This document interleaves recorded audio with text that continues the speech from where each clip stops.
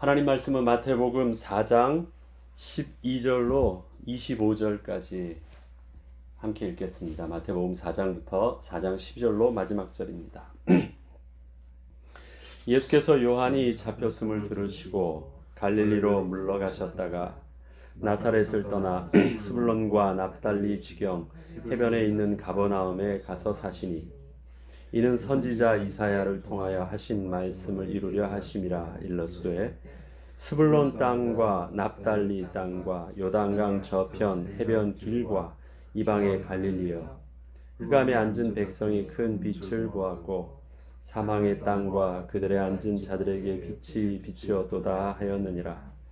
이 때부터 예수께서 비로소 전파하여 이르시되 회개하라, 천국이 가까이 왔느니라 하시더라.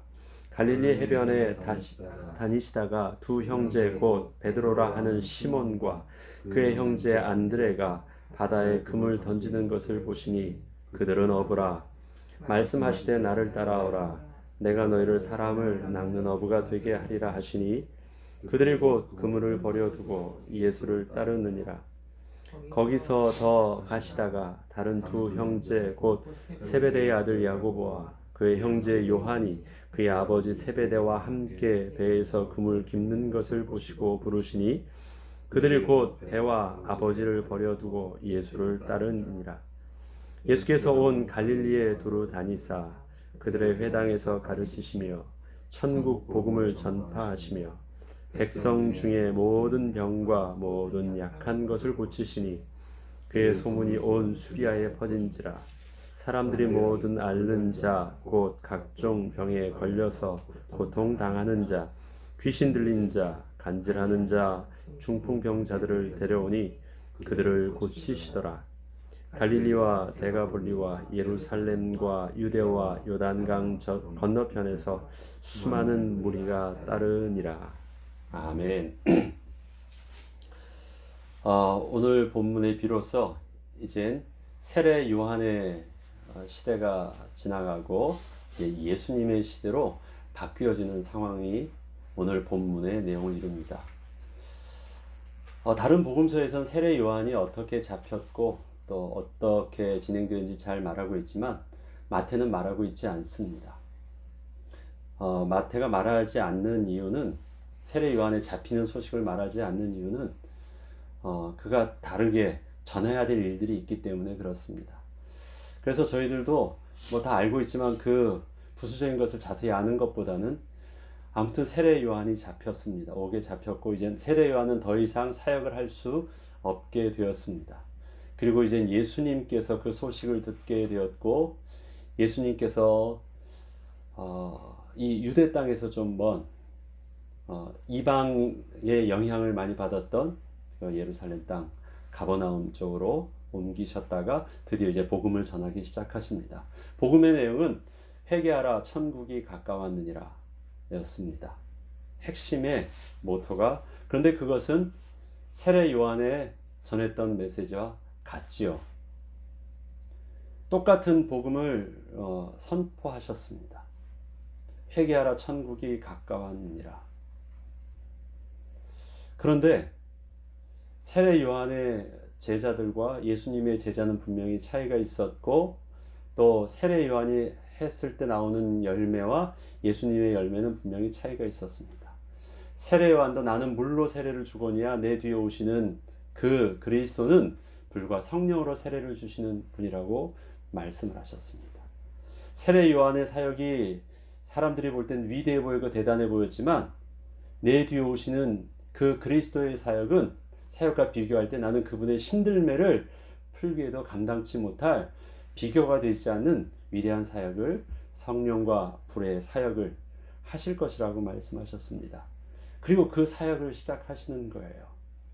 그 사역에서 예수님께서는 제자를 부르시는 것과 또 그 제자들과 함께 실질적으로 사역하시는 모습이 조금 나와 있습니다. 어떻게 차이가 날까요?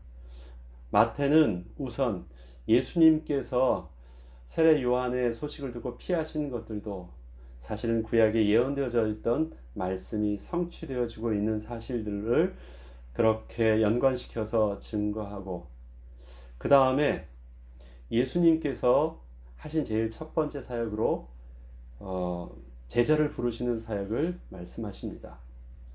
4명을 부릅니다.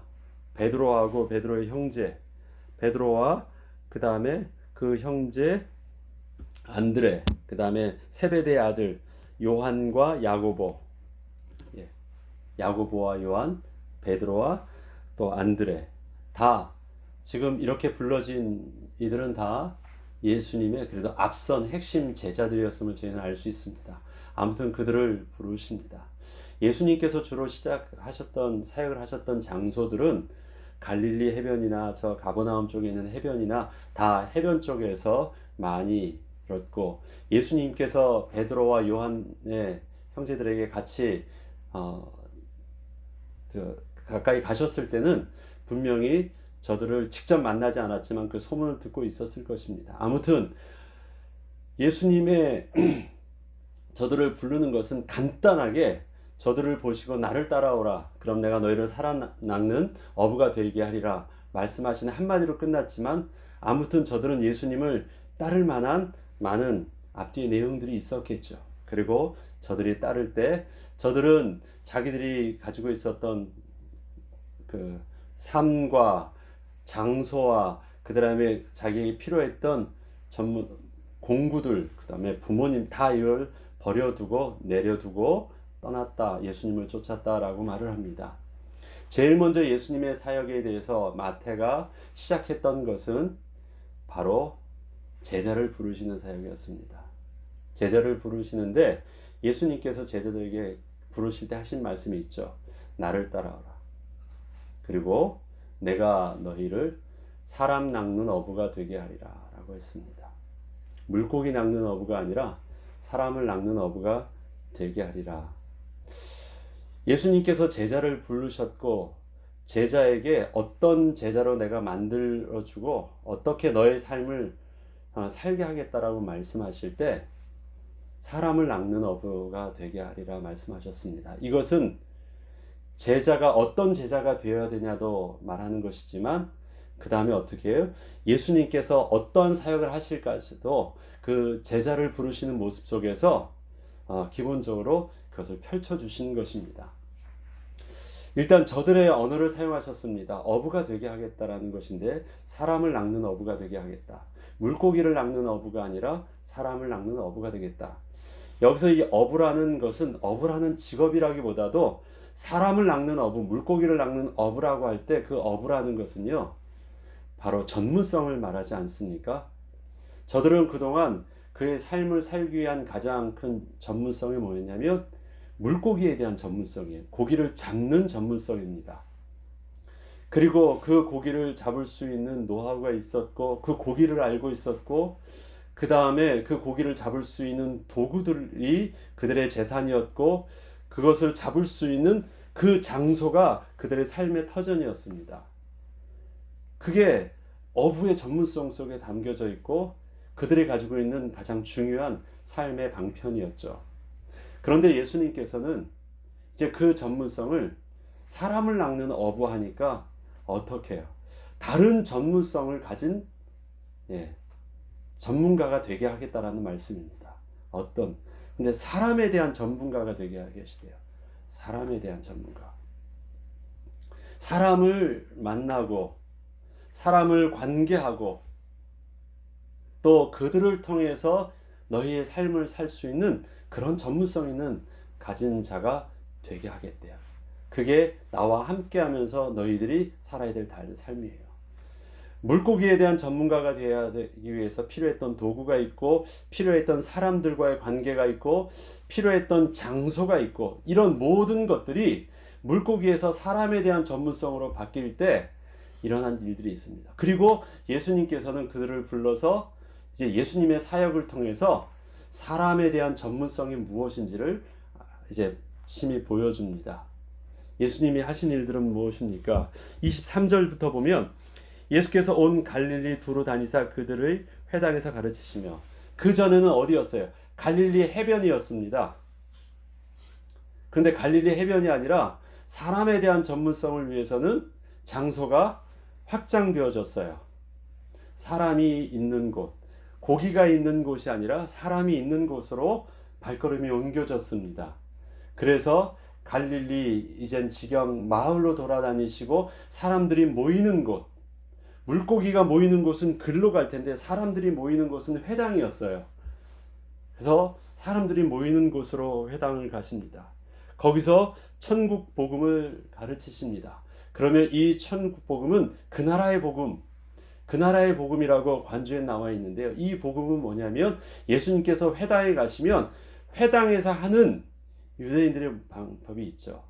말씀을 회당에 있는 두루마리 율법서를 가져오면 그것을 펼쳐놓고 읽습니다. 그리고 그것에 대해서 듣고 묵상하고 그것에 대해서 해석해 줍니다. 그게 회당에서 되어지는 말씀들이에요.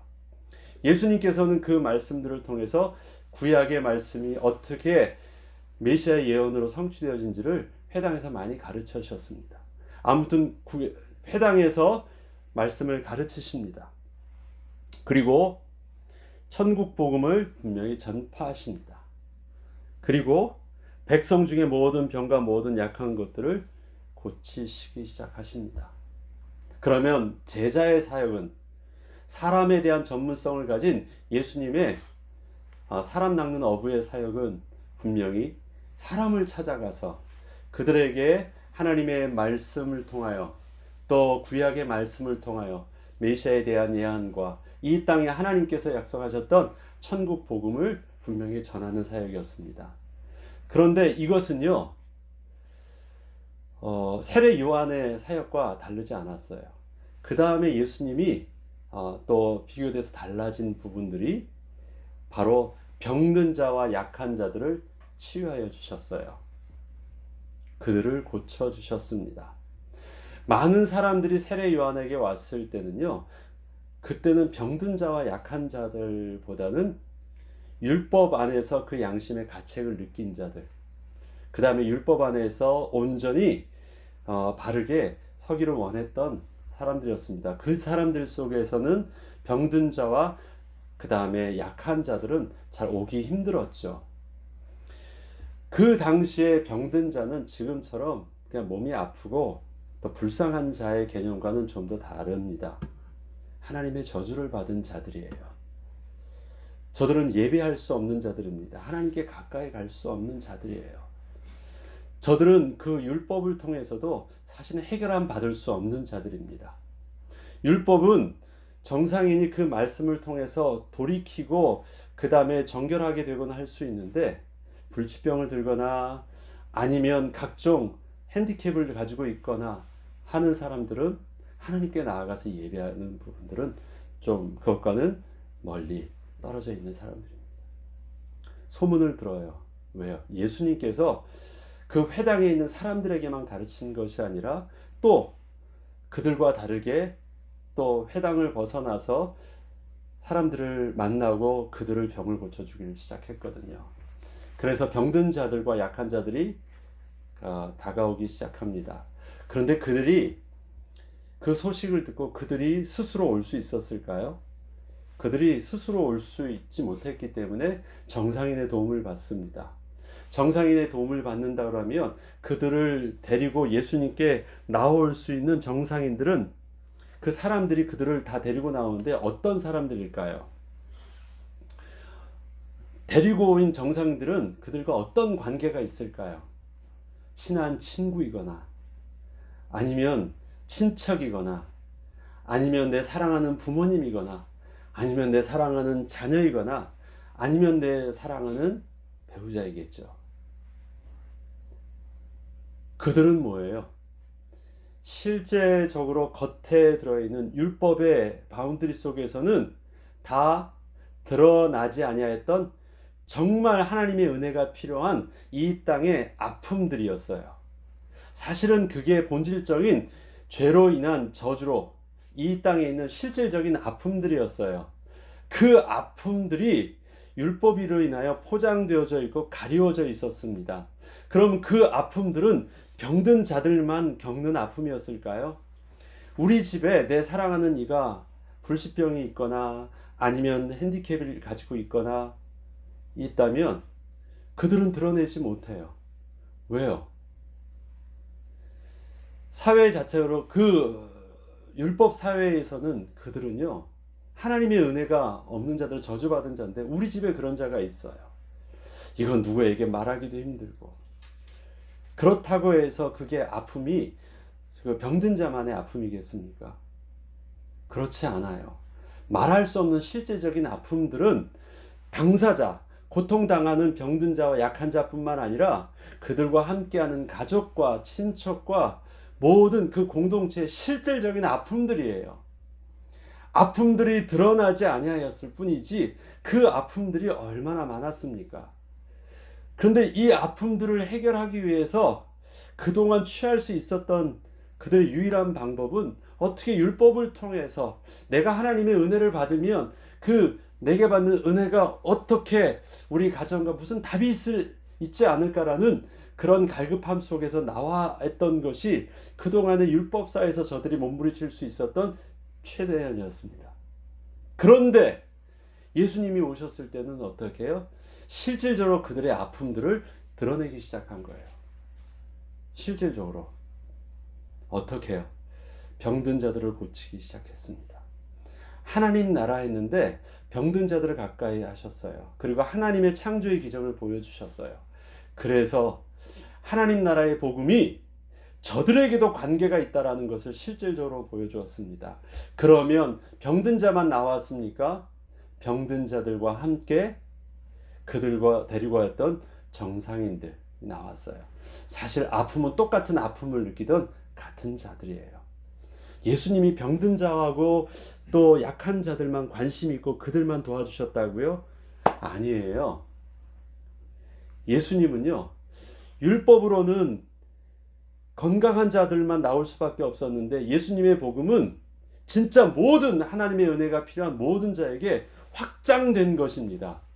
그래서 저들을 통해서 병든 자와 아픈 자가 실질적으로 치유함을 받고 그 치유함을 통해서 함께 있었던 가족과 함께 있었던 모든 그 주위의 친척들과 관계된 자들이 함께 데리고 나왔던 사람들이 함께 치유함을 받고 위로함을 받고 하나님의 복음에 은혜를 받고 맞아들이는 거예요.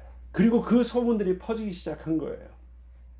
그래서 언제나 예수님께 나올 때는요, 병든 자와 가난한 자만 나온 것이 아니라 숨겨져 있던 그들이 정상인들의 도움을 받아서 다 함께 무리들이 모여진 것입니다. 그래서 어떻게 해요? 그 복음이 실질적으로 그의 육신적인 병과 그의 삶들을 치유하기 시작한 거예요. 치유한 복음은 실질적인 그 육신적인 치유와 더불어 어떻게 해요? 나아가온 자들에게 하나님의 말씀들을 가르치기 시작했습니다. 그래서 그 하나님의 말씀을 가르칠 때 하나님 말씀이 들려진 자들, 예수님께서는 제일 먼저 가장 가까이 있는 자들과를 제자로, 그 다음에 그 제자의 무리들과 더불어 그 소문을 두고 일단 급하게 모인 많은 사람들을 무리를 구분해서 표현을 쓰기 시작하십니다. 5장 처음에도 보면 예수께서 무리를 보시고 산에 올라가 앉으시니 제자들이 나왔다. 많은 무리들이 앉았을 때 또 예수님께서 특별히 택하셨던 제자들과 그 말씀에 배움받았던 또 따르던 제자들이 함께 그들 속에 모이기 시작했어요. 제자들이라고 할 때는 딱 12제자만 의미하지는 않습니다. 예수님께서 딱 불러 세우신 분은 12제자들이지만 그렇게 말씀이 들려지면서 말씀 속에서 온전히 예수님의 삶을, 그 제자의 삶을 따르던 자들이 지금 붙기 시작했어요. 그래서 예수님의 사역 속에서는 제자와 무리가 구분되어지지만 그 무리 속에서는 정상인과 병든 자들 함께 다 이렇게 모여집니다. 세례 요한의 사역과는 많이 달랐죠. 세례 요한의 사역 속에서 그 바리새인과 또 서기관들 또 사두개인들이 쭉 나왔을 때 세례 요한은 독사의 자식들아, 너희들에게 그 임박한 진노를 세례를 받음으로 피할 수 있지 않다라는 것입니다. 너희들은 그거에 맞는 합당한 열매를 맺어야 된다라고 하면서 오는 자들에 대해서 거부하고 경고하였습니다. 왜요? 저들은 다른 사람들 앞에서는 내가 존귀하고 나는 이만큼 귀하다라고 말을 했지만 그들이 왜 와서 세례 요한에게 그렇게 세례를 받으려고 했을까요? 숨겨져 있는 그들의 아픔이 있었어요. 숨겨져 있는 갈급함이 있었거든요. 그것을 저들 속에 세례 요한을 통해서 하나님의 음성을, 하나님의 은혜를 뭔가 도움을 받을 수 있지 않을까 했거든요. 어느 면으로는 그들의 삶 속에 숨겨져 있는 병든과 연약함이 있었을지 몰라요.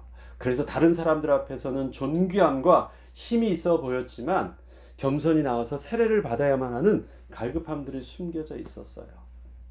세례 요한은 말합니다. 나는 이 이상 못합니다.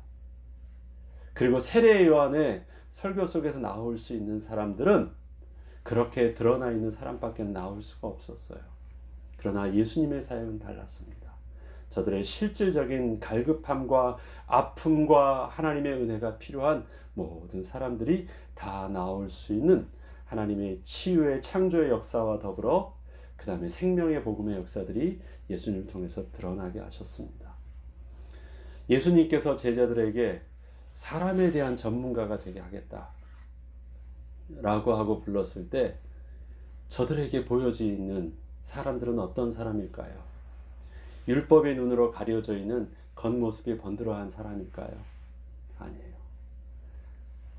율법 속에서는 보지 못했고 보지 못했던 그 세상 속에서의 사람들 속에서 진짜 복음의 눈으로 보니까 병든 것이 보이고 아픈 것이 보이고 연약한 것이 보이고 갈급한 것이 뭐예요? 전에는 괜찮다고 했던 사람들이요, 예수님께서 해답을 천국 복음을 주어지니까 다른 사람들 앞에서 괜찮다고 했던 사람들이 막 예수님께 모이기 시작해요. 왜 모였을까요? 나 안 괜찮다라는 것이거든요.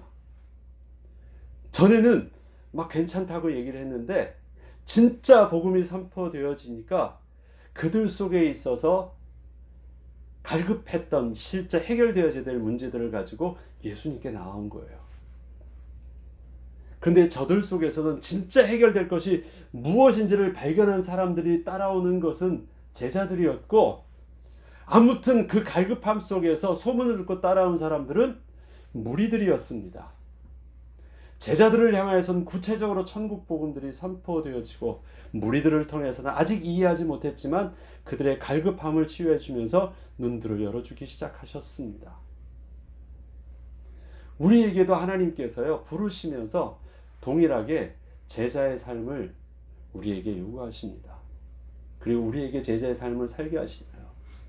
그 제자의 삶의 가장 중요한 핵심은 무엇이겠습니까? 유일하신 하나님을 아는 것이고 그의 보내신 자 그리스도의 비밀을 아는 것입니다. 하나님을 아는 것은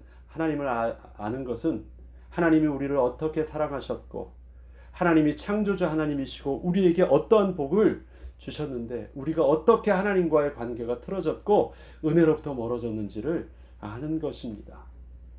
그리스도를 아는 것은 이 땅에서 그 그리스도가 오셔야만 했던 우리들이 하나님을 만날 수 없었던 죄를 알게 되는 것입니다. 그래서 우리의 죄를 인식하는 것은 그리스도께서 온전히 우리에게 필요한 이 땅에 찬빛으로 오시는 것을 정확하게 아는 것과 다르지 않은 것입니다.